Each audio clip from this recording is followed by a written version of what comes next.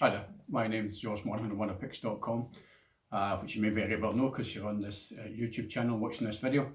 And I'd just like to say that normally when I sort of do these things, I won't call it a review, it's certainly not that, but I would do it from home. And today I'm in my studio. It's the Studio 13 in Renfrew. If you want to look it up on Facebook for any particular reason, it's Studio 13 in Renfrew. Now the reason I'm telling you that is because it's not only a working studio, but below me there is a working car garage, and occasionally you might hear the thump and bump of those guys working, or even conversations. For that I apologise. Normally I use a video camera. Today I'm just using my phone and a couple of lights, I said, in the studio, and I'm not at home, so for that I apologise. So we'll get right on to it. There's a number of products beside me, as you can see, all newer, and the reason for that will maybe become apparent a bit later.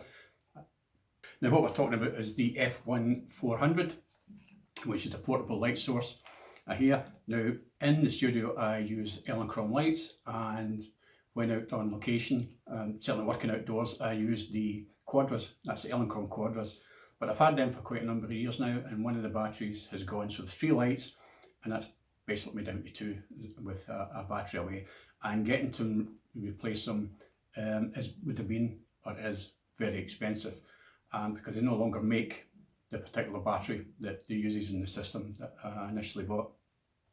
So this is what let me turn to Neewer, as they were a good price, seem to have quite good reviews, and I've had one issue with them, which has been the transmitter, and I have to say that Neewer themselves, getting it replaced, they did a wee bit of a short video for them, and with this not working, just showing them how it works, not for them, but their technical team. So they're replacing it, so no problems there. But one of the couple of things right from the off, which I think you possibly should be aware of, and this is the cap.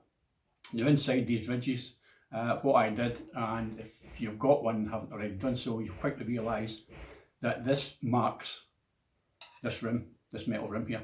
So what I did was file them. I don't know if it can be seen, but I filed the inside of them down a little bit, so it goes on and comes off. Still protects it, comes off. The other sort of issue I found with it, that when you're outside, if you put a brolly on it, it's not the most secure. This system they use at the back basically screws in here and then screws into your light stand. But if there's a brolly on that and you're outside and it's windy, that will move. I'm talking about the lamp itself. So it's just something you should be aware of. The great thing about these in regards to the Quadras that I was using, of course, is no wires. So what I thought I'd do in this video is to give you some examples of how I found it outside on a bright sunny day. Now here in Scotland we don't have, very often that is, particularly bright and sunny days, but we did have last week, so I thought I'd use that as an opportunity to go out and test the light to see what they were like against the brighter sunlight. Again, another wee kind of negative points. It says in the book the recycle time's about 2.5 seconds or so in full power, but I found it to be nearer 4 seconds. It's certainly nearer 4 than it is 2. Just maybe something that you should be aware of. I didn't find it a major problem. I used the sound system on it, so every time I set to the model, every time we had the sound beep, then hit a new pose. Simple enough. And it worked well. It certainly flashed. Every time I hit the trigger, it flashed, as long as I give it enough time to recycle. So this is not a negative review in any means. I said once you have a look at the images, I'm not going to go through them one by one, but basically you can see what's there. I thought it worked well. Whether it overpowers the sun, no, not quite. I think you would need 2 of them. Now, as you can see, I have 2. So nothing negative about them. I actually like the lights, but there's a couple of wee things that you should be aware of. And the other thing is the firmware. When I had the problem with the transmitter, I looked to see what the latest firmware was. I thought maybe it could be updated and work, because maybe the model. Now the thing is, although it says Neewer on the side, it's just a brand name. They actually didn't make them. And when I contacted them, they were honest enough to say there is no firmware updates because the company who did make them, I believe, I think stopped trading maybe 2016, 2017. Maybe a bit, I might not be exact on the dates, but if you look at the website, there doesn't seem to be anything in the last year or two from them. So it looks as if they went out of business. So from that regard, there is no updates. I'm not sure how you would get on with parts if it did break down, but that's another story. Certainly they're going to try and source a transmitter for me, and they have been helpful. I can't say anything else in that regard. So here's some of the images, and hopefully you can take something from them. Thanks.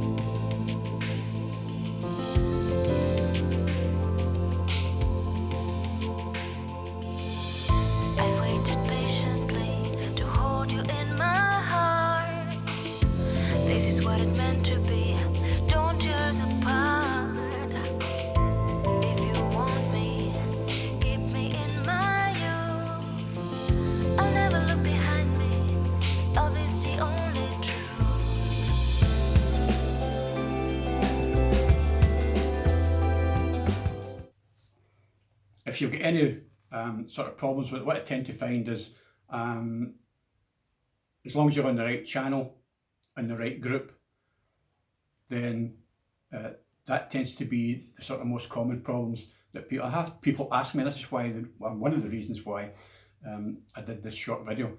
People were asking me, could you set up my unit for me?